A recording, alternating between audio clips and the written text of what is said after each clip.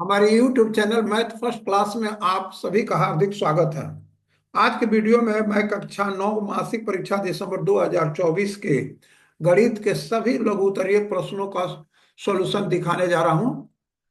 पहला प्रश्न है, मान निकालें। एक एक्सप्रेशन है जिसका वैल्यू फाइंड करना है, इवेलुएट करना है, और वो है 1/3 होल टू द पावर -1/3। ये जो ब्रैकेट में है इसको दूसरे तरीका से भी लिख सकते हैं, 3 टू द पावर -3 हो जाएगा। फिर होल टू द पावर -1/3 हो गया। और इसको जो है हम लोग पावर को मल्टीप्लाई कर देंगे, 3 टू द पावर -3 इंटू -1/3।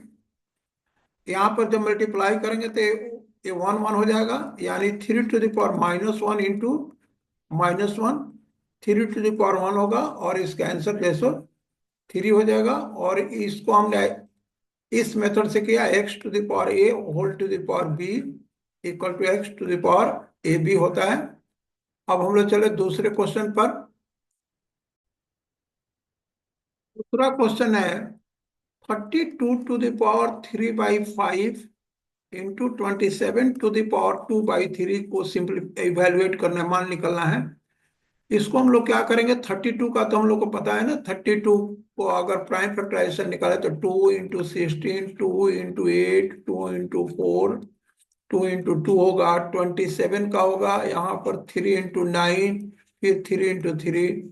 तो ये 32 के लिए हम लोग लिखेंगे 2 to the power 5 and whole to the power 3/5 हम लोग लिखेंगे, into 3 to the power 3 whole to the power 2/3 लिखेंगे।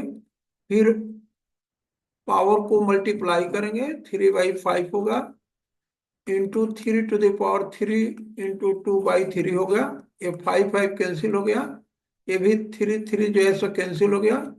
यहाँ पर 2 to the power 3 into 3 to the power 2 हुआ, 2 टू द पावर 3 मीन्स 8 हुआ। 3 टू द पावर 2 का मतलब 9 हुआ, 8 9 जा 72 आंसर हुआ। इस तरह से इस तरह का क्वेश्चन हम लोग कर सकते हैं। अब अगले क्वेश्चन में हम लोग चलें। तीसरा तीसरा क्वेश्चन है, √x to the power -1 into Y, फिर into √y to the power -1 into Z, z to the power -1 into X. सभी स्क्वायर रूट है, इसलिए एंड उन लोगों के बीच का जो रिलेशन है मल्टीप्लिकेशन का है, सबको हम लोग एक स्क्वायर रूट के अंडर रख सकते हैं। और यहाँ पर x टू द पावर 1 को हम लोग -1 को 1/x लिख देंगे, फिर ये y हो जाएगा। यहाँ पर y टू द पावर -1 को हम लोग 1/y लिख देंगे, ये z हुआ। यहाँ पर z टू द पावर -1 को 1/z लिख देंगे, इंटू एक्स हो जाएगा। यहाँ पर जो है सो हम लोग यहाँ पर वाई जेड एक्स को मल्टीप्लाई करेंगे तो XYZ होगा। और यहाँ पर XYZ, ये x into Y into Z XYZ हो जाएगा। यहाँ पर जो है सो ये दोनों कट करके 1 होगा, फिर यहाँ पर 1 हो जाएगा, यानी इसका आंसर जो है सो 1 हुआ। अब चले हम लोग अगले क्वेश्चन की तरफ।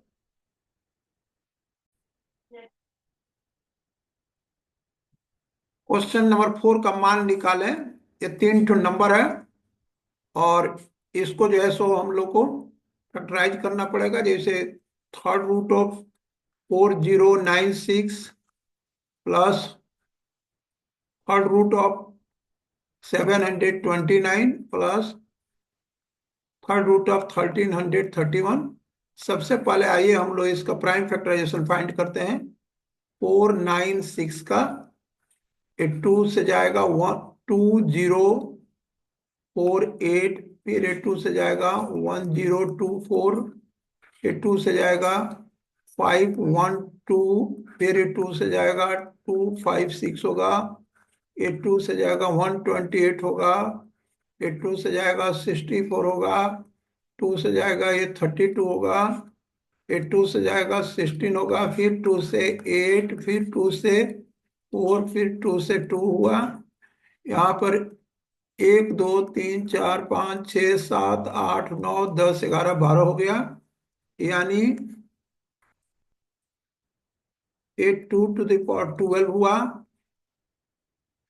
और ए जो हो जाएगा 729 को 2 से नहीं जाएगा, 3 से जाएगा, 243 हुआ, फिर 3 से जाएगा तो 81 हुआ, फिर 3 से जाएगा 27 हुआ, फिर 3 से जाएगा तो 9 हुआ, फिर 3 से जाएगा तो यहाँ पर 6 टाइम्स हुआ, यानी 3 to the power 6 हुआ, प्लस ए हो जाएगा 11 का पावर जो है सो 3 हो जाएगा। हम लोग इसको दूसरे तरीका से लिख सकते हैं, 2 to the power 12 into 1/3 plus 3 to the power 6 into 1/3 plus 11 to the power 3 into 1/3।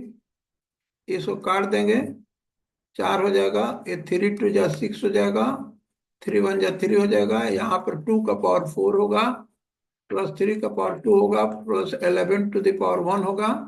2 to the power 4 means 16, 3 to the power 2 means 9, और ये 11 हो गया। इसको जो जब ऐड करेंगे तो 16 9 25 11 36 हुआ, यानी इसका आंसर 36 हुआ। इस तरह से हम इस टाइप के क्वेश्चन का आंसर फाइंड कर सकते हैं। यहाँ पर 1331 दिखा देते हैं, 11 से जाएगा 121 होगा, फिर 11 से चला जाएगा। अब हम लोग अगले क्वेश्चन की तरफ बढ़े।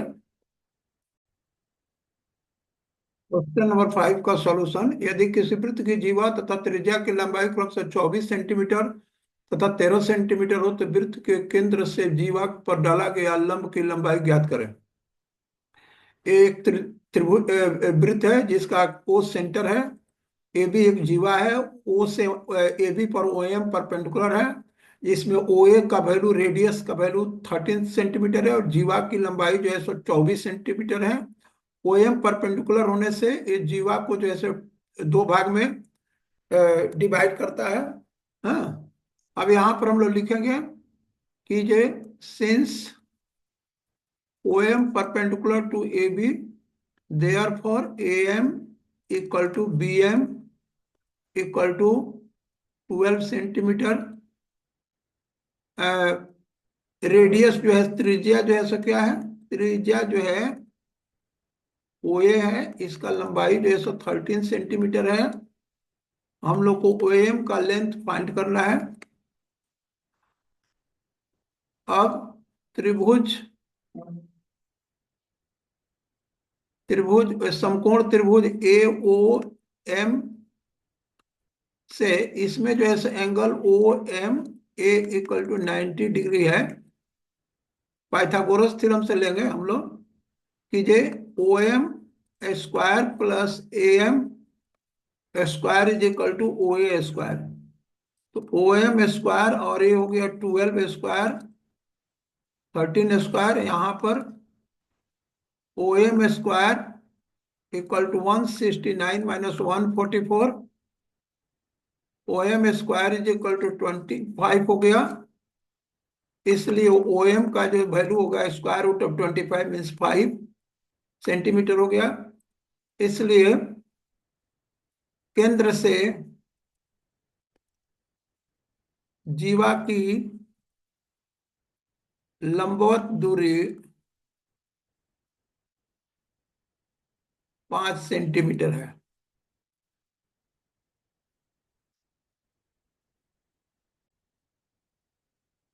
सिद्ध करें कि वृत्त की समान जीवाएं वृत्त के केंद्र पर समान कोण अंतरित करती हैं। यहाँ पर एक वृत्त है जिसका केंद्र जो है सो O है, ए बी और सी डी जो है सो दो समान जीवाएं हैं, और हम लोग को प्रूव करना है कि angle A O B equal to angle C O D. वृत्त में A B equal to C D है। साबित करना है कि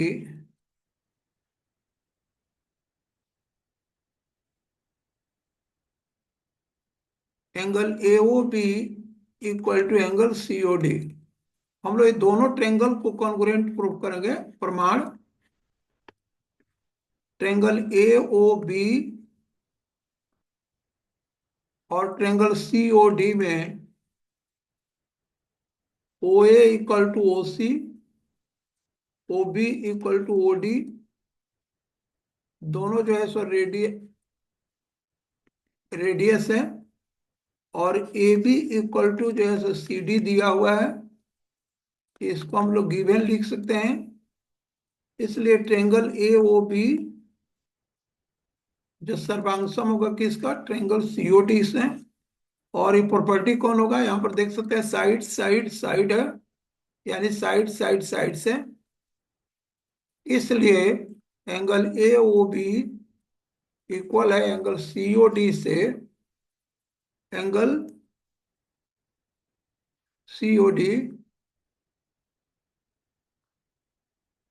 by C P C T. अब हम लोग अगले क्वेश्चन की तरफ चलें।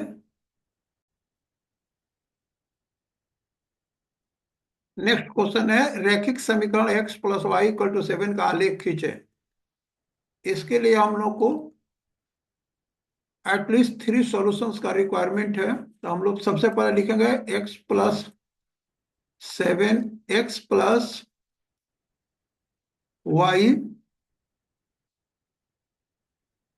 Equal to 7, y equal to 7 minus X. आइए हम लोग 3 सॉल्यूशंस लेते हैं। मिनिमम 3 सॉल्यूशन लेना चाहिए, लेकिन हम यहाँ पर 4 सॉल्यूशन लेते हैं। 2 सॉल्यूशन से कभी भी ग्राफ नहीं ड्रॉ करना चाहिए, क्योंकि 2 में से अगर कोई एक रॉन्ग है तब भी ग्राफ ड्रॉ हो जाएगा। लेकिन 3 सॉल्यूशंस में अगर एक भी सॉल्यूशन रॉन्ग हुआ तो ग्राफ स्ट्रेट लाइन में नहीं होगा। जबकि लीनियर इक्वेशन इनटू वेरिएबल्स का ग्राफ होता है, स्ट्रेट लाइन होता है। यहाँ पर x का वैल्यू अगर हम 0 लेते हैं तो y का वैल्यू 7 हो जाएगा। x का वैल्यू अगर हम 3 लेते हैं तो y का वैल्यू जो है सो 7 माइनस 3 इज इक्वल टू 4 हो जाएगा। x का वैल्यू अगर हम 5 लेते हैं तो 7 माइनस 5 इक्वल टू 2 हो जाएगा। x का वैल्यू अगर 7 लेते हैं तो y का वैल्यू जो है सो 0 हो जाएगा। अब आइए इसको हम प्लॉट करते हैं। 0 7, ये रहा 0 7। इसके बाद से 3 4, 3 4 ए हो जाएगा। फिर 3 4 हुआ, 5 2 ए हो जाएगा, 5 2 हो गया। और ये हो गया 7 0। अब हम ग्राफ ड्रॉ करते हैं, देखते हैं कि सभी एक लाइन में है कि नहीं।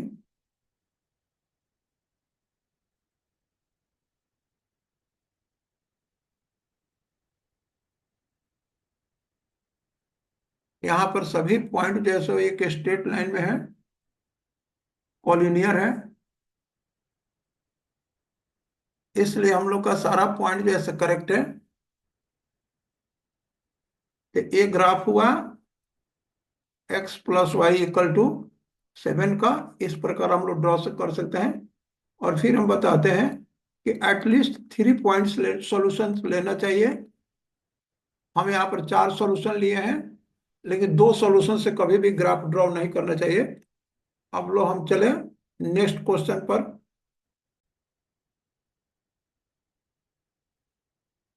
नेक्स्ट क्वेश्चन 8 नंबर क्वेश्चन, यदि किसी बेलन के आधार की त्रिज्या को दुगुना कर दी जाए, ऊंचाई को आधा कर दिया जाए, तो आयतन पर क्या प्रभाव पड़ेगा। पहले सबसे पहले लिखते हैं कि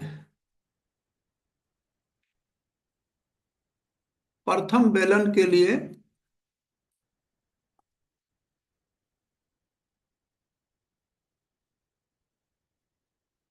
प्रथम बेलन के लिए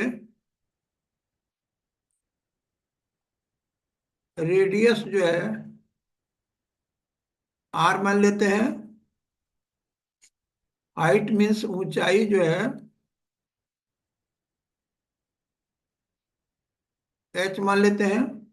इस प्रकार इसका जो आयतन हुआ πr² h हुआ। नए बेलन के लिए त्रिज्या को दुगुना कर दिया और ऊंचाई को हाफ कर दिया। इस प्रकार आयतन है, आयतन जो हुआ pi into 2r whole square into h/2 हुआ। ये हो गया pi into 4r² into h/2। ये 2 से चला जाएगा, यहाँ पर 2 पाई r² इंटू h हुआ। ये हुआ 2 इंटू प्रथम बेलन का आयतन। इस प्रकार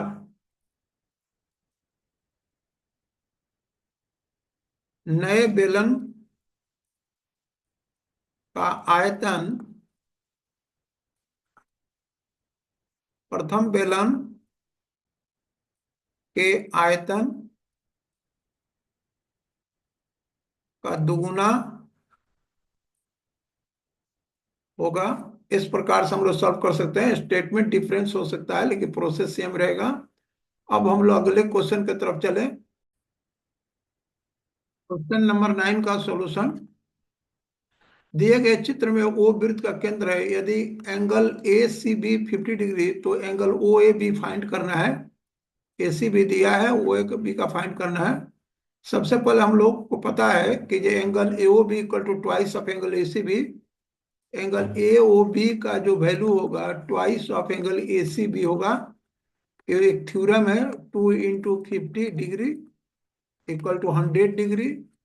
अब इस ट्रायंगल में ये दोनों रेडियाई है, त्रिज्याएं हैं, तो इसलिए दोनों साइड इक्वल है, तो ये दोनों एंगल को एक्स एक्स मान लेते हैं। ये हो गया 100 डिग्री। अब त्रिभुज ए ओ बी में O A equal to O B, ये दोनों जो है सो रेडियस हुआ, इसलिए angle O A B equal to angle O B A equal to X माना।